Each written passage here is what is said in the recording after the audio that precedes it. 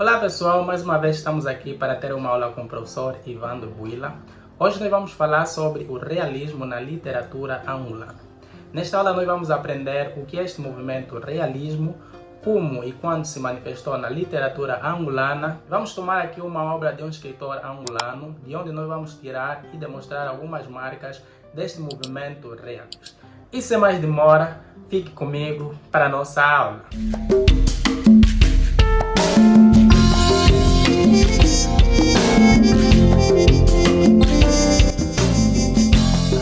O que é o realismo? O realismo é um movimento artístico e literário. Artístico e literário por quê?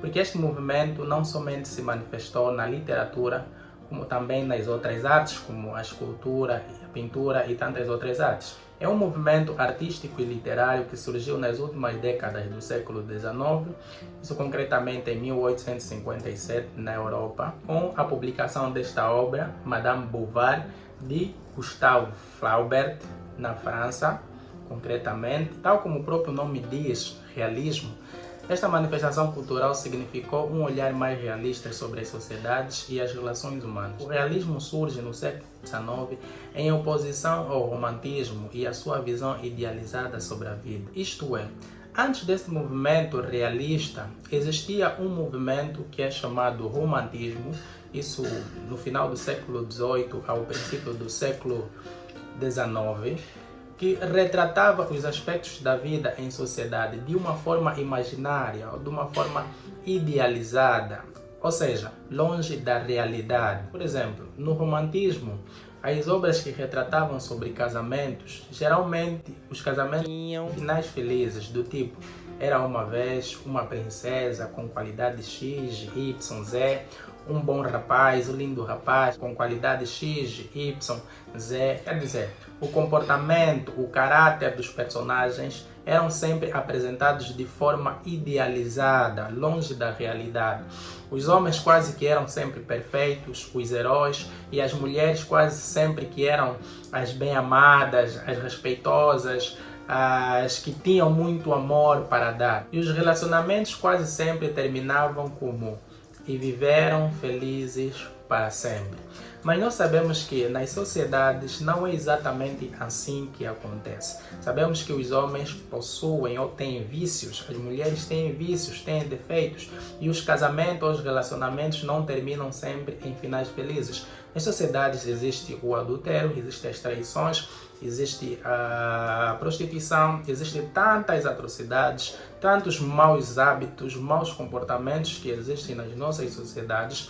E no romantismo, essa corrente que predominava antes do realismo, escondia ou não se importava com esses aspectos, mostrava sempre o bom lado dos personagens. Então, os realistas literários, pelas suas obras, vêm propondo uma manifestação mais realista sobre a vida em sociedade. Naquela época, negavam a encarar a arte como uma forma simplesmente de entretenimento e olharam para a arte como um instrumento para denunciar as atrocidades, os vícios, os hábitos de corrupção, denunciavam as péssimas condições que viviam os povos da época, denunciavam os trabalhos forçados, a exploração de operários, a influência das religiões e das práticas supersticiosas que as religiões apoiavam na época, denunciavam a hipocrisia e tudo quanto a sociedade vivia, tanto os defeitos como as qualidades. Ou seja, os realistas olhavam para a sociedade e viam tudo quanto ocorria. Há corrupção,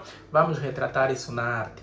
Há a injustiça, há desigualdade social, há desemprego, vamos retratar isso na arte. Então eles foram se distanciando daquilo que era o romantismo, que retratava a vida em sociedade de uma maneira idealizada, que tudo era como nos contos de fada. E os realistas literários trouxeram uma nova visão, foi influenciando a arte até os dias de hoje. E agora a arte hoje é tomada como instrumento de denúncia de corrupção e de todas as atrocidades que as sociedades vivem. Na época foram vários artistas que se destacaram neste movimento.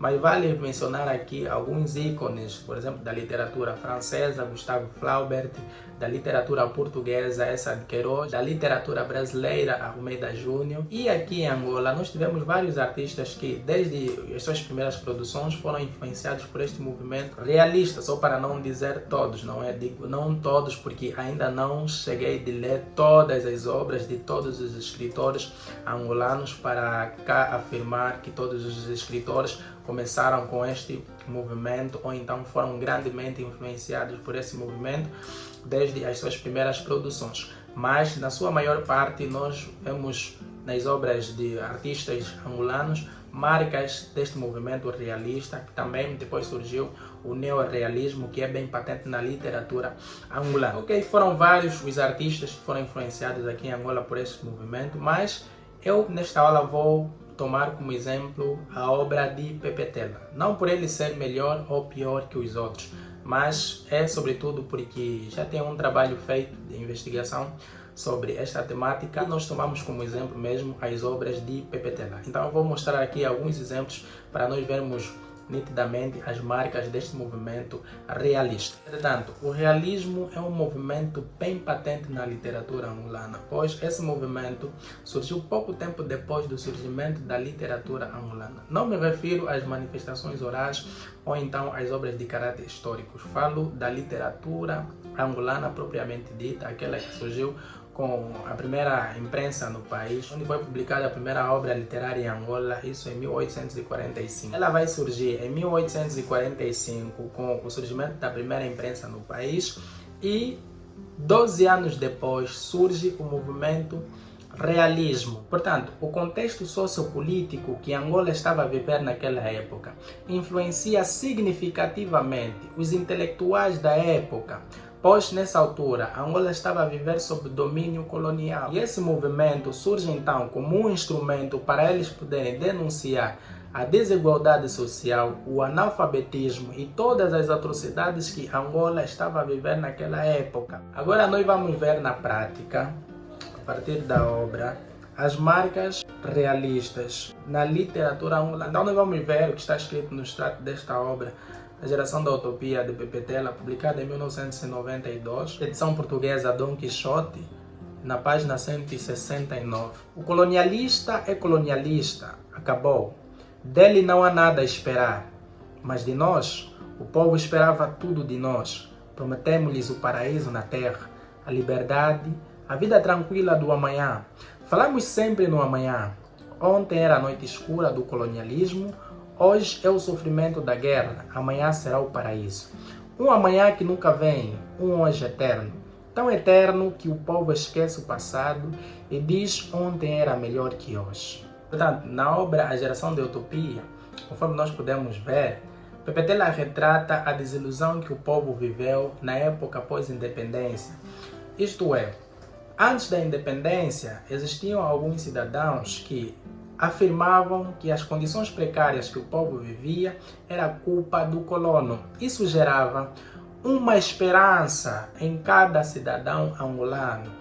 Quer dizer, quando formos independentes, então todas essas condições precárias irão com os colonos. Ou seja, quando recebemos a independência, as coisas vão melhorar. Só que a independência vem em 1975 e as pessoas, ou o povo então, estava expectante para saber quais seriam as mudanças que haveriam de ocorrer após a independência. Infelizmente, os anos se passaram e as condições precárias continuaram.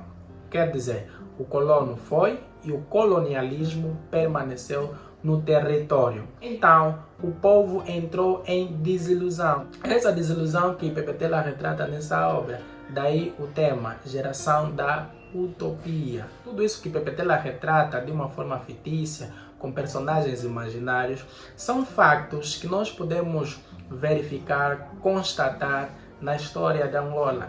Então, é mais um escritor que foi influenciado efetivamente por esse movimento realista. Outra, em 1995, Pepe Tela lança uma outra obra em Luanda, O Desejo de Kianda. Portanto, se fizermos um estudo contrastivo, vamos perceber que A Geração da Utopia e O Desejo de Kianda mantêm uma relação cronológica. Isto é, a primeira vai retratar os momentos pós-independência e a segunda vai se manifestar com uma espécie de continuidade, retratando a década de 1990, tal como podemos constatar aqui na obra O Desejo de Quem Anda, página 47. Quando foram conhecidos os resultados das eleições, Carmina não deu festa a celebrar a sua nova condição de deputada como tinha planeado. Nem era caso para isso, pois os derrotados não aceitaram os resultados e rebentou de novo a guerra.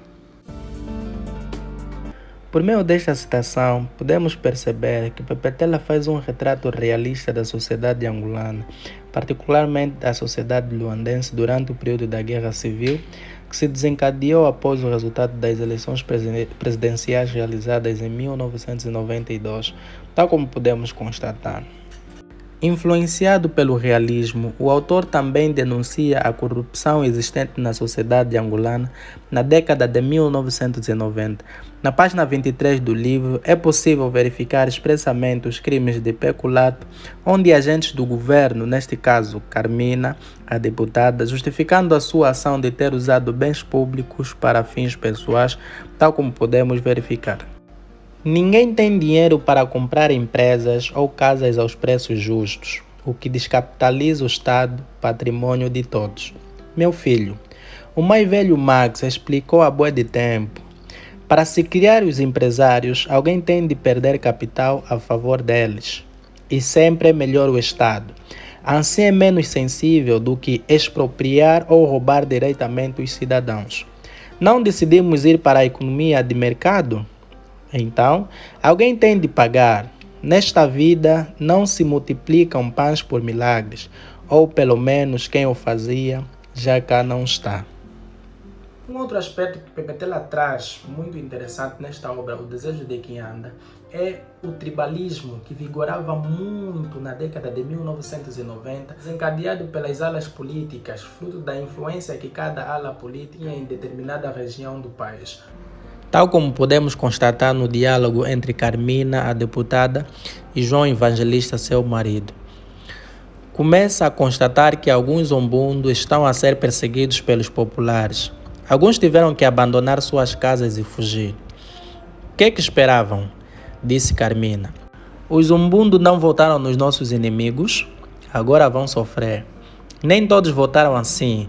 Os resultados estão aí para o provar. E eles são também povo. Já esqueceste as lições antigas? Disse o marido. É preciso sempre defender a unidade nacional. Um só povo, uma só nação. São umbundo. Deixaram de ser povo? Eu também sou umbundo e faço parte do povo. Ora, deixa disso, João. Só és umbundo por parte do teu pai e nasceste em Luanda. Por parte da tua mãe és quimbundo. Quer dizer, não és nem uma coisa nem outra. És angolano. Tu és a unidade nacional. Portanto, podemos comprovar as marcas realistas na literatura angolana, isso através de um exemplar que nós trazemos aqui sobre a obra de um escritor angolano. Se você gostou da nossa aula, deixa a sua reação. Se alguma coisa faltou para acrescentar, deixe nos comentários. Se tem algum contributo, deixe nos comentários. Alguma sugestão, alguma pergunta a fazer, deixa nos comentários. Nós estaremos aqui para responder. Se ainda não é inscrito, inscreva-se no nosso canal. Deixe o seu like. Muito obrigado e até a próxima.